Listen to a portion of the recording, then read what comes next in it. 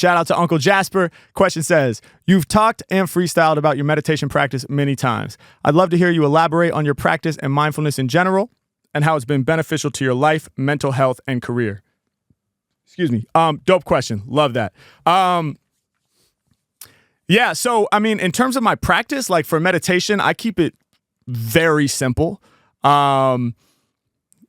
Basically, my approach to meditation is I sit every morning. Almost every morning. I've been doing that for the past few years at least. Definitely since I turned 30 is really when I started like committing to a daily thing. But yeah, I sit in the morning for 20 minutes. I set a timer for 20 minutes and I close my eyes and I focus on my breathing. And that's really it. And basically, inevitably, my mind gets distracted from my breathing and gets caught up in some sort of, train of thought. Which could be a myriad of different things. Oftentimes it's planning for me, which is interesting. So it's like, oh, I should do this and I should do that. Or it'd be really dope if we did this. Or, oh, I wonder what it'd be like if we made a video like this, et cetera, et cetera. Or, oh, I'm excited to be in the studio a little bit later. So a lot of times for me, it's sort of like ambitious planning, like goal-oriented career stuff. But it could also be, worries. Oh shit, like did I ever text that person back? Or oh no, like did I really say that? That was such a stupid thing to say the other night at dinner or whatever it is, just the pointless things that can sort of preoccupy our minds and get us caught. And inevitably I go to that, and then my goal is just to notice that that's happening, step outside of it. If you figuratively speaking, step outside of it, see it for what it is, and then notice the breath again and return to my breathing. So I just keep it super simple. That's all it is. 20-minute timer, sit, focus on the breathing. When I get distracted, notice it, note it, return to the breath.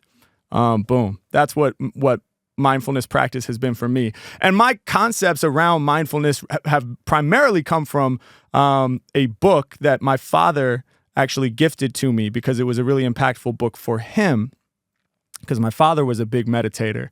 When I was a kid, my dad was always waking up at like 4 a.m. and he would go sit in the backyard in his like black sweatsuit.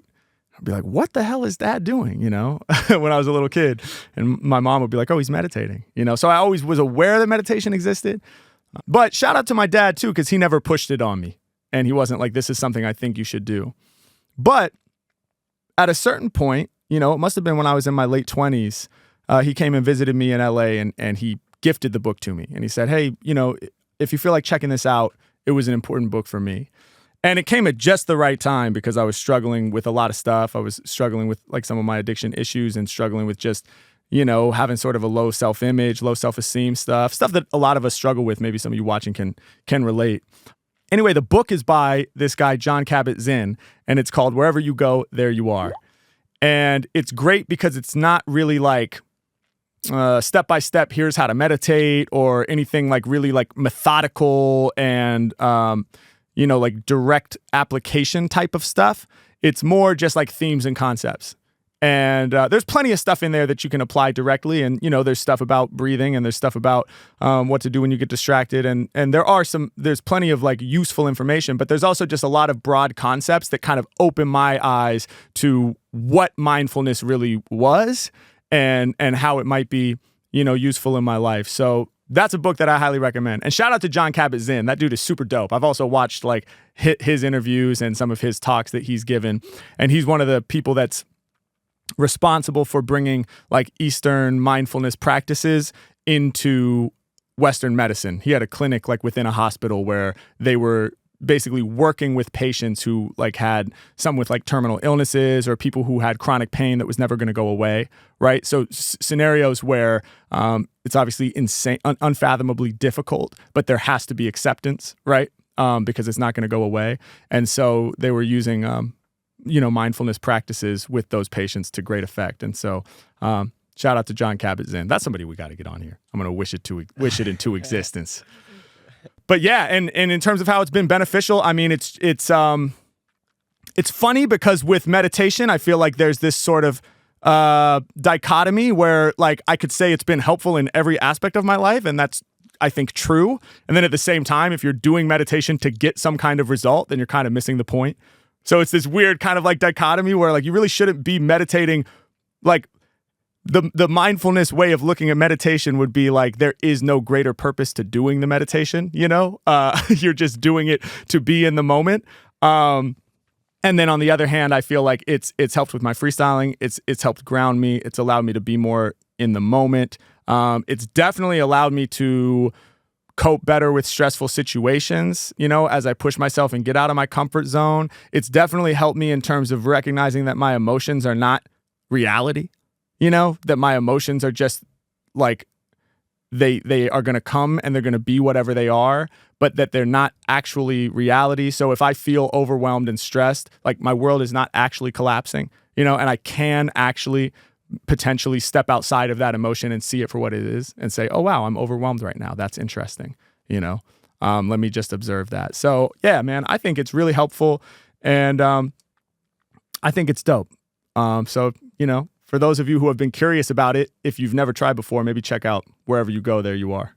Do you have any tips that you wish that you might have kept in mind when you're starting meditation? You're saying 20 minutes every morning now? You didn't start at that, right? No, I started at like 5 minutes, probably, if that. And if you can focus on your breath for one breath cycle, like one in and out, you're killing it. Like, seriously. That's kind of that is harder than you'd think if you've never tried it before, because the mind is just so active and it's always looking for something to latch onto. So, yeah, I've worked it up to 20 minutes. And, sometimes things happen and my routine shifts around. Maybe I only have 10 minutes one day. Some days I don't get to do it in the morning, but then maybe I'll do a 1 or 2 minute mini meditation in the midst of a stressful day, or if I feel overwhelmed or at a transition point in my day. So I think it's, anything is better than nothing if it's something that you're passionate about or curious about checking out. Just start slow and build it up. Baby steps. Word. Hell That's yeah. good advice that I actually wanted to hear. Yeah. I love the idea of meditation. I haven't really cracked the code yet. Yeah. It seems kind of obscure to me. Like I hear people talk about it all the time, but it always feels as though there's a bit of a wall in front of it. Yeah. And there isn't like a really beginner's guide. I don't know. It seems obscure to me a little bit. Yeah. I would like to get more into it. So. Yeah, that's and it's true, man. There's so much mystery around it, and there's so much like, it can feel like this woo-woo, like what are we even talking about? And I don't, you can feel uncomfortable sitting there trying to do something when you have no idea what it is you're supposed to be doing. That's why I really like Jon Kabat-Zinn, because he kind of cuts through a lot of the bullshit. He's very just like, this doesn't have to be religion. This doesn't have to be woo-woo. This is literally waking up to the moment. It's like there's sound coming into your ears. You might as well listen to it for a few minutes out of the day. Your body is feeling things. There's a chair under you. You might as well notice it. Well, what would happen if instead of thinking about how you said something stupid at dinner last night and, I don't even like that guy really though, but I hope he likes me because I need everyone to like me. And, what am I doing? Instead of that, what if you just notice there's a chair under you for a couple minutes?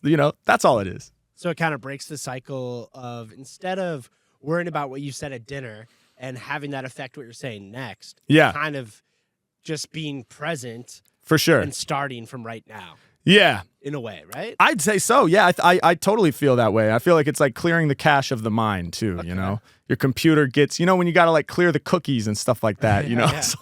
It's like doing that for your own brain, we're just building up all these thoughts that stack on top of each other. You might notice like if you never meditated before, the first time you do it, you might have something profound happen where you say, God damn, the last 20, 30 years of my life have just been one giant stacking thought tower. It doesn't have to be. It doesn't have to be. You could step outside and notice the tower instead of being inside of it.